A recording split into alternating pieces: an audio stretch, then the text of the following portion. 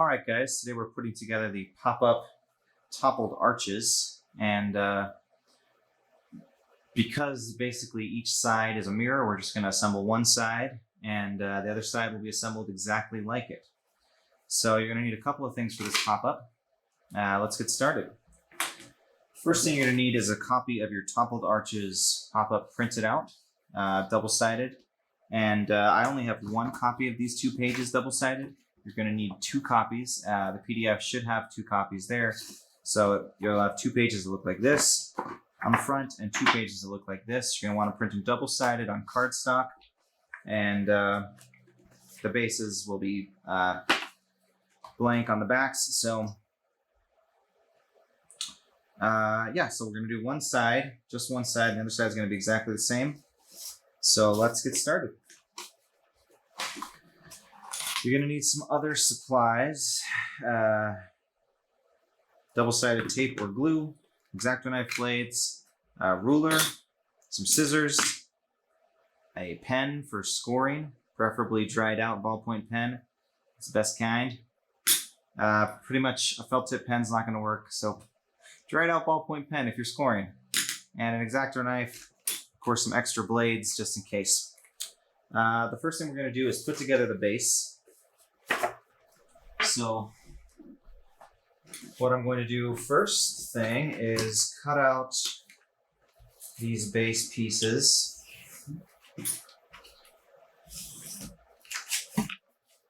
And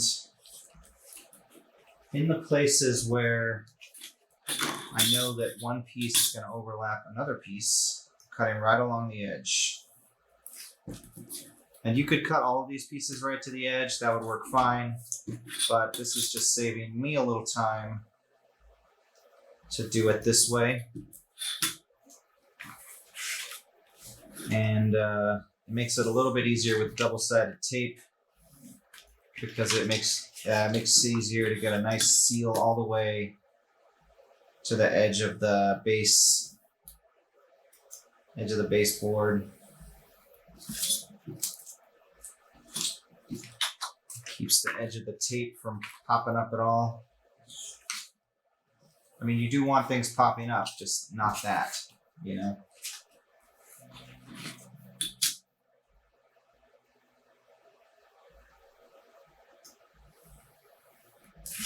And if you're using double-sided tape for this project, you're going to need about 8 feet of tape, I think.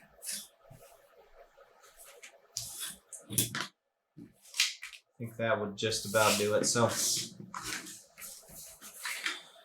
what we're doing is attaching some tape here.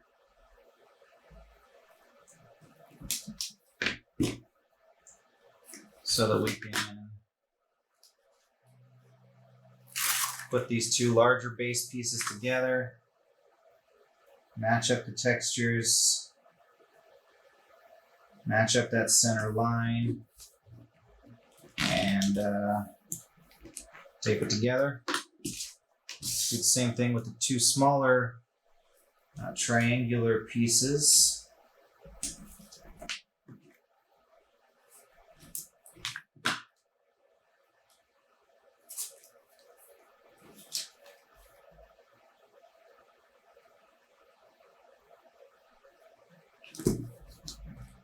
And then attach the whole thing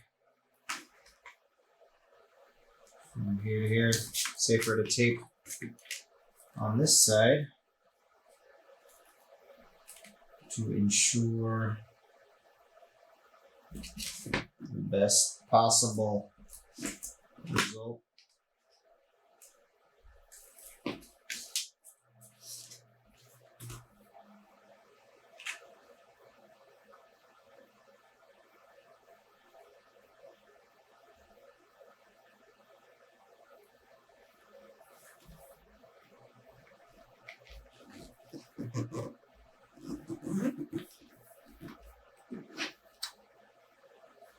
Okay, and you have your whole base put together. So what we're going to do now is score it down the middle. We're going to use our ballpoint pen and our ruler to make sure that it will fold right down the middle. where we want it to fold. And then we're going to tape all the way around the edge of this so that we have a good perimeter in place. And once we've got that down, we're going to tape it to our thicker backing material. And that material can be mat board, it can be, you know,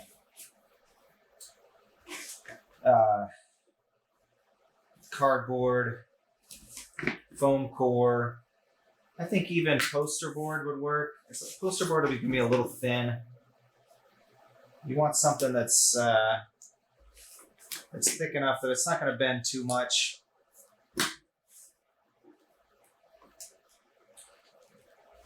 You could use sheets of glass. Just kidding, don't do that. Do not use sheets of glass.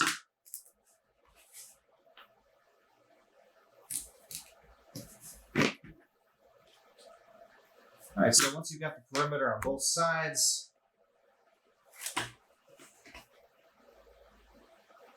and if you're gluing this, I would say you could use like a spray adhesive. That works pretty well. Gets you a nice even coverage. It doesn't warp the paper at all, which is kind of important. And what I like to do is put one piece of mat board down and put my thing on put my other piece of mat board on top of it. Yikes. To ensure that there's a small gap right along the center, because that gap is going to make it so that our pop-up has no pressure from one middle piece onto the, like from one base backing material onto the other. And that's going to make it easier for the pop-up to lay flat if it's been stored for a while, because it'll be able to bring the full weight of these two pieces of mat board to bear on it. So you want that little gap in the middle, you know, 1/8 of an inch, 1/16 of an inch, and that's about perfect. So now I'm going to cut the edges off this piece of mat board, and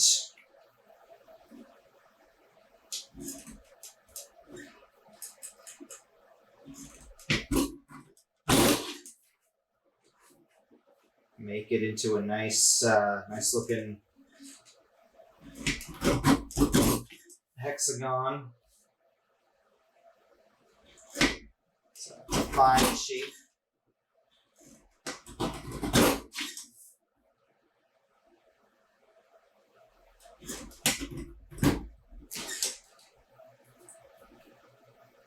And try to keep your tools cleaner than I do.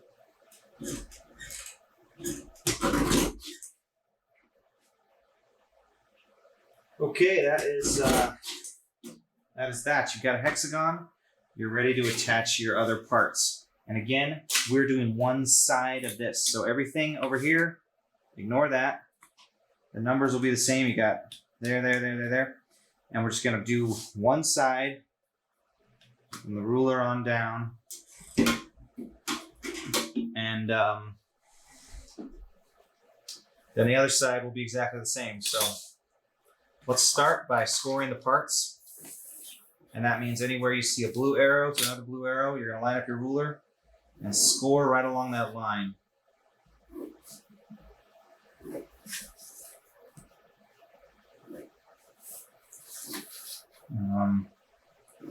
And there may be places where you don't see a blue arrow on the other side. That is okay.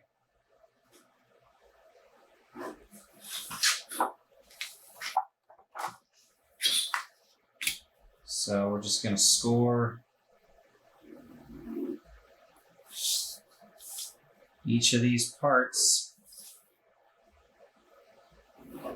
from blue arrow to blue arrow.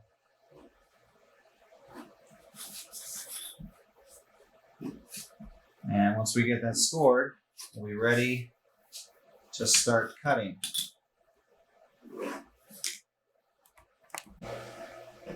So now we cut. We're going to do this numerically, so we'll start with part number 1. And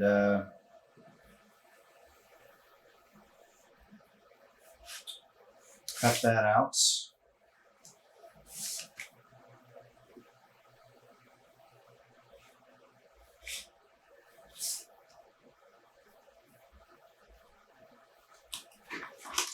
And part 1 is going to fold with the numbers on this side, and it's going to fold towards the center, and then we're going to fold those numbers out like that. That's good. Okay, and from there, I'm going to attach some adhesive to these 2 pieces that are going to attach to the base.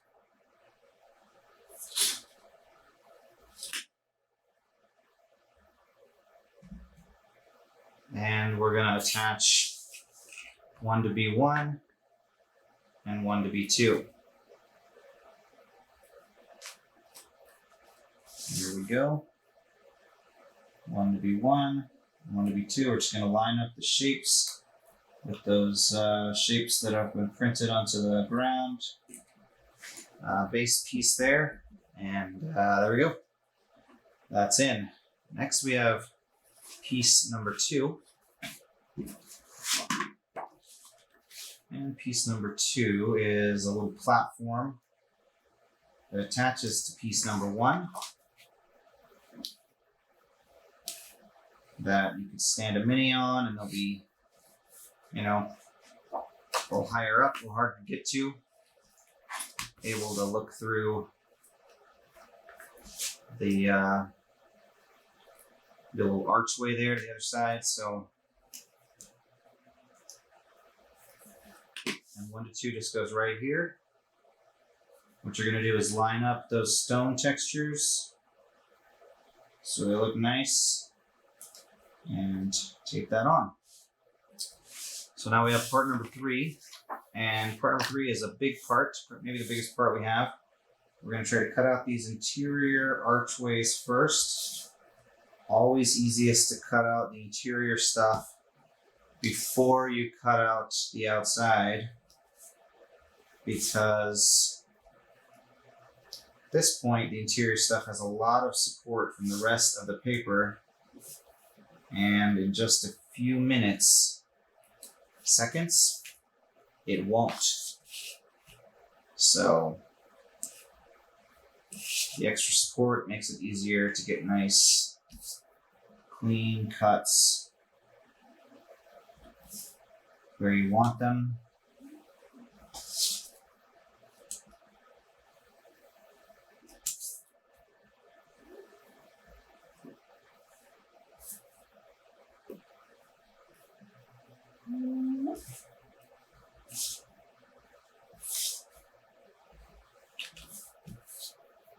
And that's part number 3 cut out.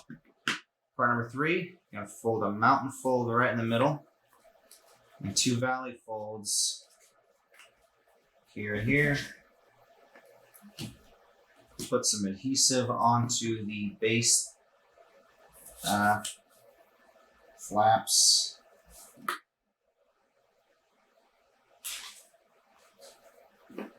And then we're going to attach it to the base, and then we're going to attach part 2 to 3, which is going to be on the back here. We're going to do part 4. Part 4 is a fun part. Looking forward to that. Okay. And those are going to go pretty much where they say they go. Try to match up the grass, try to match up those tab shapes. to the printed lines, and you'll be doing just fine with that. Okay, so part 2 to 3 is going to need a little adhesive. So let's add a little adhesive to it. Right there.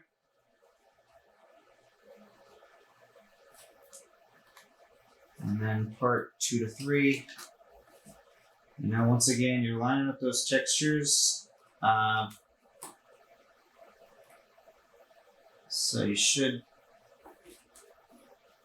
have it looking pretty good in there. And we'll make a little platform right there. Next, we're doing part 4. And part 4 is going to be the upper platform. Your miniatures are going to be climbing up that little ladder, sitting pretty on that upper platform, ready to, you know, use their bow skills on any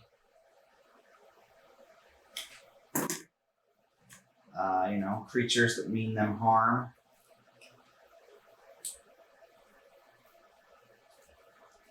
And the way this piece is going to work, once I get a little more adhesive onto those other 2 parts, the 4 to 3 1 and 4 to 3 2 sections.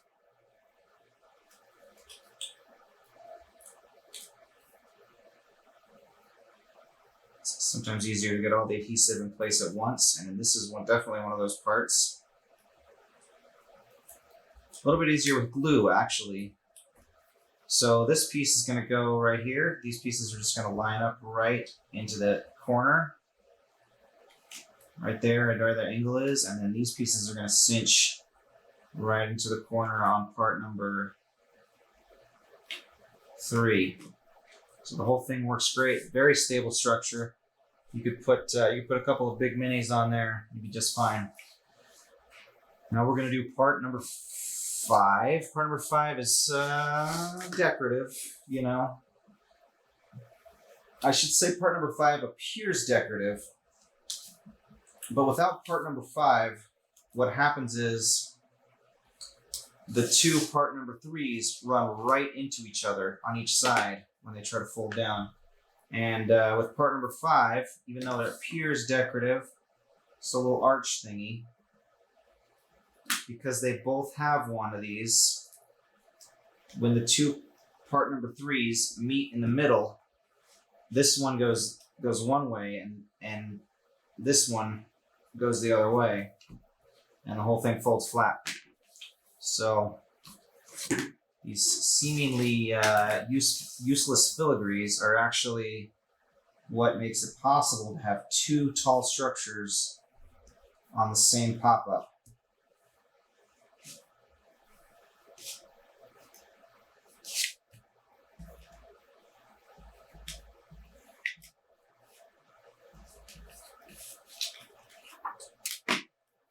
Okay, so this is part number 6. You got a valley fold on the side, mountain fold, and this is actually another mountain fold. Maybe a little counterintuitive, but it's really the only way that it works. So maybe it is intuitive for you. I don't know.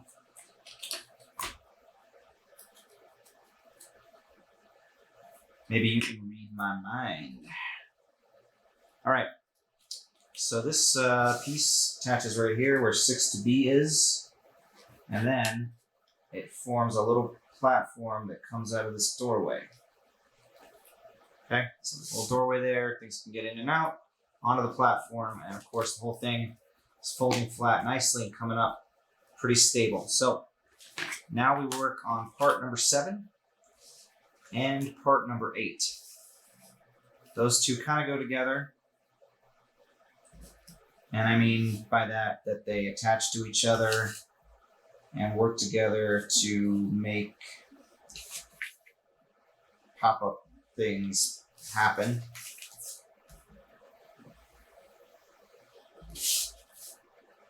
Part 7 is a pretty big part, but not very complicated.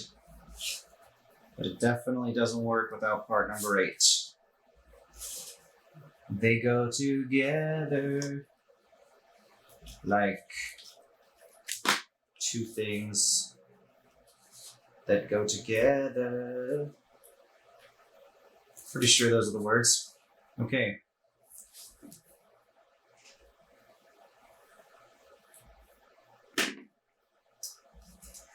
So that's it. Part number 7. Just goes right there on the base. Textures should all line up. Everything should look pretty. And then we're going to do part number 8, which is going to attach to it. If I had bigger paper, if I was sure that everyone who got this would have a large format printer, probably would have gone ahead and left these two parts connected to each other. But as that would be insane to assume, I decided to split them into 2 parts. So we've got 2 things to attach here, 7 to 8 and 8 to B. And I'm going to put the adhesive on both sides at once because it's going to make it a little bit easier to get everything in place. All right, so 8 to B goes right here. Line up those spots. And then 8 to 7. You kind of just make sure they're both standing up straight. If you want, you can try to line up the textures in the back, but if your printing is even a little bit off, you're matching things that might not quite match up. So, because they were printed on different pages, the parts they might not line up. So, just as long as they're both standing up straight, pop-up will work great. So now we're going to do we got 2 parts left, part 9 and part 10 on this side, and then you're going to do the exact same thing on the other side. So if you just want to start watching again from where I started cutting out parts, you could do that, right? You're just doing one side, and then you're doing the other side, right? They're going to be exactly the same. Keeps everything fair, all right? If they were different, it wouldn't be fair.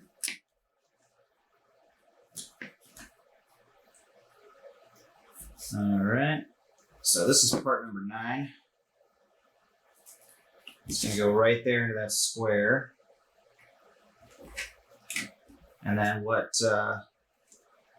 part number 10 is going to do is it's going to go in between part number 8 and part number 9 and make sure that everything pops up properly. So some adhesive on both sides and 2 mountain folds. It's going to make a sort of table, and that makes it nice because you're going to be able to just line it up all the way to the ground on part number 8,